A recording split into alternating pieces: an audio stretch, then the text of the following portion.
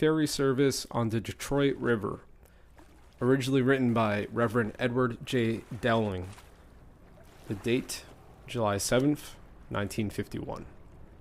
Originally aired to the public through CKLW. In 1825, a boat named the Olive Branch traveled on the Detroit River. Its main purpose was to carry wagons, horses, cattle, and travelers too. 5 years later, this initiative seemed to inspire the creation of a small steam-driven ferry named the Argo. The Argo goes down in history as the first steam ferry across our river. In 1834, the steamers Lady of the Lake and United entered the intercity service. Following these two ferries, the Alliance and the Argo No. 2 came along. Business was improving, better ships were needed. The older ships ran on unreliable schedules. After came the Ottawa of 1852 and then the Gem of 1856. Besides the Gem traveling between Windsor and Detroit, its additional route was between Sandwich, Ontario and Spring Wells, Michigan. These days, these two townships are respectively neighborhoods of Windsor, Dearborn, and Detroit. Leading up to and during the American Civil War, thousands of slaves from the southern states escaped to Canada, many of them crossing at Detroit by ferry as part of the Underground Railway.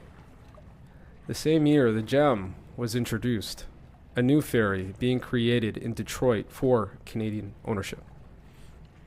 Its name was the Windsor. The Windsor was part of the Great Western Railway and served as a connecting link between the Windsor Great Western Railway station and the Detroit and Milwaukee Railway. This was the origin for the Canadian National Grand Trunk Line between Montreal, Toronto, and Chicago. In 1860, the iron steamer Mohawk was on the local ferry line.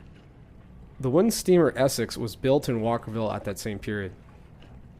In 1864, the screw-drive ferry Detroit was built at Algonac for the city of Detroit. In the history of ferry service between Detroit and Windsor, only 2 accidents claimed many lives. On the night of April 23, 1866, a drum of oil exploded aboard the ferry Windsor. The ship was about to cast off from the Detroit dock on Brush Street. A moment passed. The Windsor was engulfed in flames. It was starting to drift with the current down the Detroit waterfront. The City Ferry Detroit was docked at Woodward Avenue and immediately was put out after the burning Windsor managed to get a line onto her. Small boats from both the Detroit and from shore were trying to rescue passengers and crew. Most of them jumped overboard. The Detroit's efforts to keep the burning derelict away from the dock and from other ships was delayed. After a few minutes, when the tow line parted, the Detroit rammed into the Windsor and, although afire herself forward, managed to push the burning vessel to the then vacant Sandwich Point, where the Windsor burned to the water's edge. Of the approximately 50 persons aboard the ship, 30 perished.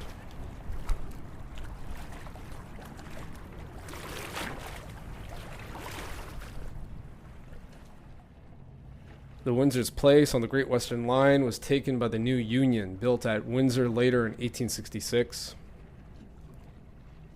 The Union was a large screw-driven vessel. It had a dining room on the upper deck. Even after the arrival of the Great Western in 1867, a vessel which could ferry whole trains across the river, the Union was used by the line for passengers of trains which terminated either at Windsor or Detroit.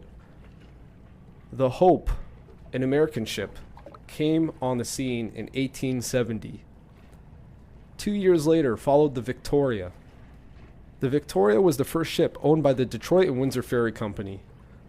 From this period on, the majority of cross-river ferries would be operated by this company. The Fortune and Excelsior followed in 1875 and 1876. The Garland came out in 1880 and changed the game completely. Besides running on the ferry service, she made excursions on the river. The second great disaster in the history of the ferries occurred on July 22, 1880. The Garland was carrying the employees of the Detroit Stove Works. It collided with and sank the steam yacht named Naomi near Grassy Island. The Naomi was returning from Monroe with a party of altar boys from Holy Trinity Catholic Church in Detroit. The big garland ran clear over the yacht, which sank before boats could be lowered to assist. 17 of the 24 persons aboard the Naomi drowned. In 1881, service was opened between Walkerville and Jos Campos Street in Detroit by the Walkerville and Detroit Ferry Company with the new wooden ferry Ariel. In 1883, the development of Belle Isle for the public was almost complete, and the Detroit and Windsor Ferry Company secured the charter for service to the island. When the new steamer Sappho of 153 tons inaugurated this service, the company adopted the title Detroit, Belle Isle, and Windsor Ferry Company. Belle Isle, an island of stunning parks and lagoons, attracted thousands to the spot. Within 10 years, the ferry line was required. Another large vessel, the Promise, was added to this transportation network. The Promise's capacity of 2,000 passengers was not enough. In 1894, the Pleasure was added. A 20-minute schedule was maintained between Woodward Avenue and the island, and a 10-minute schedule between Woodward Avenue and Olette Avenue. In those days, only a dime was needed to get on the ferry and remain on board for as many rides as the passenger wished. In 1902, a new service was opened to Boblo Island at the lower mouth of the Detroit River. Built especially for the service was a new steamer considered a leviathan of her time. The ship was a well-known Columbia built at the Wyandotte yards of the Detroit Dry Dock Company from plans drawn up by the master marine architect Frank E. Kirby. The Columbia was originally licensed to carry 3,500 people. The Britannia in 1907 and the St. Clair in 1910 were similar to the Columbia but slightly smaller. For a while, all three ran on the Boblo route. In later years, the Britannia was used on the inner-city line. Since 1881, the reliable Ariel had been plodding back and forth between Walkerville and Jos Campos Street. In 1913, the Walkerville line had the Toledo Shipbuilding Company construct the Ferry Essex, a steel vessel. In the early 20s, increasing business, especially heavy trucking, led to the addition of the new Wayne in 1923 and Halcyon in 1925. They were built at the Rouge by Great Lakes Engineering Works. The Detroit, Belle Isle, and Windsor Ferry Company added new ferries as replacements for the outdated ones. During the 20s, the LaSalle was built at Toledo and the Cadillac at the Rouge yards. With the completion of the Cadillac in 1928, we reached the last name of the list of the Detroit River ferries. The LaSalle, Cadillac, Britannia, and Promise ran daily from Windsor to Detroit from 5:30 a.m. until 2:30 at night. Boats loaded at the foot of Bates Street and Woodward Avenue in Detroit, and at the foot of Olette Avenue and Ferry Street in Windsor. According to William Oxford, the author of Ferry Steamers, the story of the Detroit-Windsor ferry boats. The bridge opened on November 12, 1929. It was announced a 10-minute bus service would be provided to carry passengers between the two downtowns. The tunnel, opened in 1930, also provided bus service between the two cities. The bridge and the tunnel ultimately became far more attractive to local residents because the trips to other sides were much quicker, there were no problems with winter ice jams, and usual delays experienced by ferry passengers were non-existent. And the fate of the Detroit River ferries was sealed. In 1938, the Detroit, Belle Isle, and Windsor Ferry Company laid up its ships, and 4 years later, the Walkerville line withdrew its only active vessel, the Halcyon. The ferry's last day of service for vehicles and passengers between Detroit and Windsor was July 18th, 1938. Conservative figures of ferry company officials placed the crowd who came to bid farewell to the ferries to about 30,000 people. Once again, according to William Oxford, sentimental feelings of thousands of people, while genuine, was not enough to save the ferries. Many of these people never bothered to use them in the first place. So where did all the ferries go? Some went to other ports and were converted for other duties. The Old Fortune ended her days around the Sioux, and the Ariel and Garland last saw active duty at Port Huron. Shortly before World War II, the Essex and Britannia were converted into tugboats.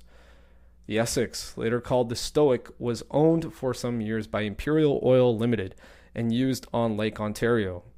The Halcyon, Cadillac, and LaSalle were converted into Coast Guard cutters during the war, but have seen little service since. Though the romantic ferry boats are gone, their memory lives on. More than 100 years of tradition disappeared. In these days of international mistrust and strained relations, it is comforting to know the bond of peace was so firmly established between Windsor and Detroit. The little white ferry boats welded that bond just a bit more strongly. Over a century, these two cities became more closely united as a result. Previous attempts to bring back the pedestrian ferry service between Detroit and Windsor happened in 1988, 1993, 2011, 2013, 2015, and 2016. I spoke with Todd Scott, the executive director of the Detroit Greenways Coalition, a group that advocated for a commercial ferry for pedestrians and cyclists across the Detroit River back in 2018. My name is Todd Scott. I'm the executive director for Detroit Greenways Coalition.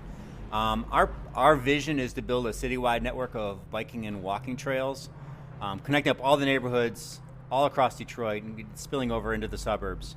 We've been at it since 2007 and made some tremendous gains moving forward with both on-street, off-street, rails to trails and everything. So it's a super exciting time in Detroit to see this infrastructure and to see the response from the residents that are wanting to use it all the time. And from the 60 bike clubs that we have to Slow Roll, which is the largest weekly bike ride in the United States, it's been pretty overwhelming, the response. So we're looking forward to keeping it moving forward. On the Detroit Greenways Coalition website, their vision for the city of Detroit is to be strong, healthy, vibrant, and to have a seamless network of greenways, green spaces, blue ways, and complete streets. I asked Todd, what is a blue way? Blue ways are trails for people who are on the water. So typically that would be a kayak or a stand-up paddleboard or a canoe, some human-powered vehicle. And so you might have a route along the Detroit River where you'd have designated stops along the way. There are other groups that are taking the lead on that, and so we've just been supporting them. We did help change a city ordinance so that you can legally launch a kayak from a city park. So we did make some progress in that regard. So I wanted to know, when did the Port Authority start to work on a pedestrian ferry pilot for Windsor and Detroit? And when did the Detroit Greenways Coalition get involved? Yeah, so I don't recall when they got started on it because there's been discussion about this for some time, and I'm sure there's a long history of this stretching back to when the ferry service was ended. So we got involved with the Port Authority because we were interested in getting bikes on the new Gordie Howe Bridge, bikes and pedestrians. And so to show, we couldn't give them numbers about how many bikes were currently crossing the river. So what we did is we created this map and that showed the bike trails and walking trails on both sides of the river and why it would be so important to connect the two. And the Port Authority got involved and helped fund that map creation. And from that, there was an ongoing discussion about creating ferry service, especially if we could tie into the open streets projects that are occurring both in Windsor and United States, make it easier for people to get across the river and participate in open streets. So that's really how the whole pilot discussion began. I asked him, was there any contact made between the 4 pedestrian ferry services that currently operate between Ontario and the United States to execute this project? No, we never got to the stage where we were contacting them, and I believe the ones across the north of us in Algonac, that ferry service is within the same U.S. Customs district, so we talked about using them as an example of what we could do. We were told that they were grandfathered in, so they're getting away with some things that we might not be able to if we were to start ferry service in Detroit again. But we did. I mean, I've been on bike rides like the Blue Water Ramble that make use of those ferries.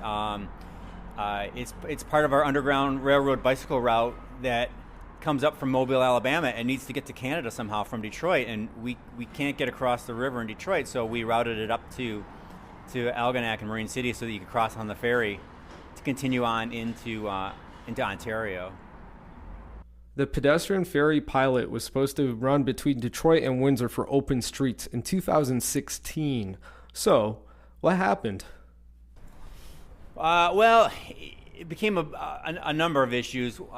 People thought we had the capacity to lead and make that happen, and we're a small organization with very limited staff, and to devote so much time just working on a ferry would be unfair to all the other projects that we have going on.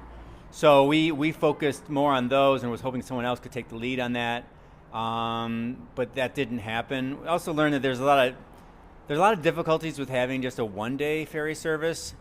I thought that would be easier, but it turns out it's more difficult because without a posted schedule that's running on a regular basis, you're on the hook for all the customs costs on the U.S. side, which makes it a much more expensive proposition than if you have a posted schedule. So here, Todd Scott tells us what his team learned about collaborating with the Port Authority regarding the pilot project. Well, I think the biggest thing that I learned was a conversation I had with the truck ferry operator, because I guess he had been involved in some of the discussions as well. We had discussions with him whether we could use his vessel to transport people, and he said basically the way ferries become successful is they operate on rivers where there are no bridges and tunnels already existing. So it just creates this monopoly where you have to use the ferry to get across the river. We don't have that. We have a relatively inexpensive bridge and tunnel, and so it's convenient for people to drive across rather than have to try to find a parking space in Windsor, which is at a premium downtown, or even on the Detroit side, finding parking can be a premium. It costs money on top of the ferry fee. Then you might as well just pay the tunnel fee and go over to Canada. So there's a lot of challenges trying to get across the river that already has relatively inexpensive a tunnel and bridge service, where there are parking difficulties near the river as well. Ideally, if we had a fully packed queue line and bus service coming down, we wouldn't have to worry about parking, and people could take mass transit down to the ferry, cross over to the other side, and take advantage of being in Windsor. But we're not there at that point. We don't have that ridership that could justify that model. I asked him, what is the importance of having an alternative mode of transportation for cyclists and pedestrians to travel between Detroit and Windsor besides the existing bridge and tunnel? Absolutely. So, this has been a big push for us, is to get international travel for bikes and pedestrians. Now, pedestrians do have the advantage of, back when we started, they had the advantage of using the tunnel bus. So they could take Windsor Transit and get between the two locations, which is relatively painless. Bikes did not have that option until last October, when Windsor Transit changed their policy and allowed bikes to be on the Windsor Transit bus, which we haven't tried yet. We're looking forward to trying that out. And also, we were successful in getting bike and pedestrian access on the Gordie Howe Bridge, which will be certainly a bucket list item for anyone who bikes or walks in this area. To be able to ride over the bridge will be spectacular because of the views, because of the height. Now, because of the height, I think, and because of the distance from the downtowns, it still makes sense to have a better crossing for bikes and peds in the downtown area. So, a ferry service would still be amazing for bikes and pedestrians. So it's still something we want to pursue. We just, at this time, don't have the capacity to take the lead on it as much as we would like to. Mm-hmm. I think it's super exciting that we're having these conversations, and as downtown Detroit, gets more and more rebuilt and redeveloped and gets more and more activity with people, they're going to want to travel across the river easier. I don't know whether the Transit Windsor bus service is definitely needed, but having a ferry service for pedestrians might be more justified when we have more people ready to go across the river. And as our Riverwalk gets more and more developed, that's another big asset that people in Windsor could take advantage of. we can come over and take advantage of the Windsor riverfront path. That would be amazing. But as our Riverfront West Park gets developed and the Uniroyal site gets developed, we'll have a long, continuous river walk that will be very valuable and enticing for people from Windsor to come over and try.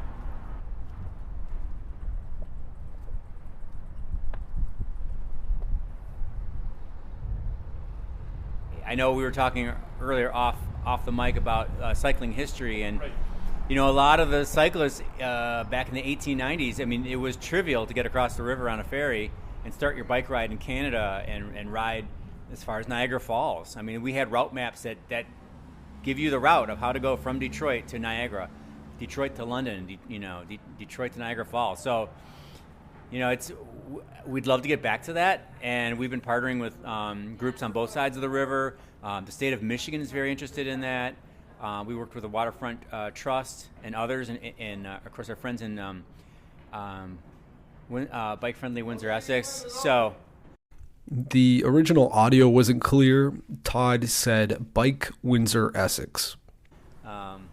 so it's exciting, and we'll get there. We're not there today, but we'll get there.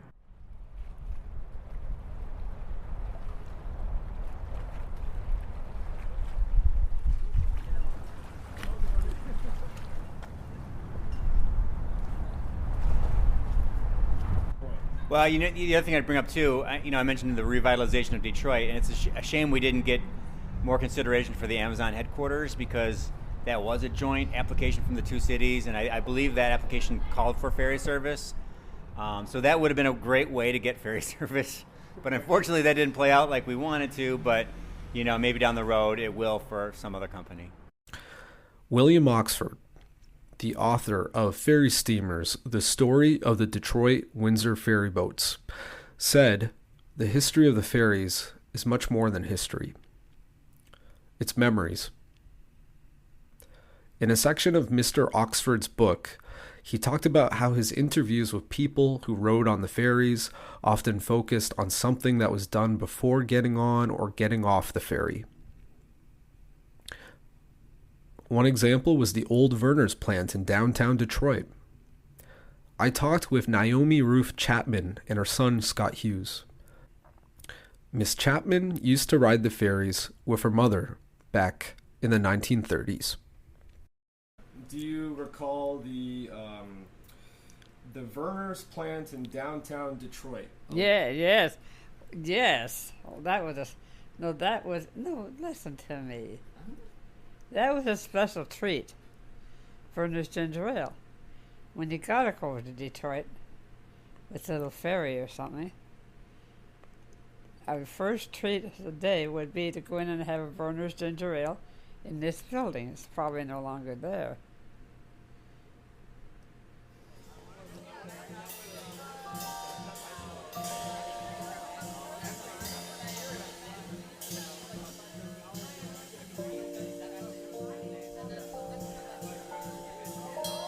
Thank you to Edward Dowling, Todd Scott, Naomi Ruth Chapman, Scott Hughes, the Windsor Public Library, and Museum Windsor. This podcast is a recipient of the City of Windsor's Arts Council and Heritage Fund. My name is Walter Patrician, and thank you so much for tuning in to episode 2 of Life in a Border Town.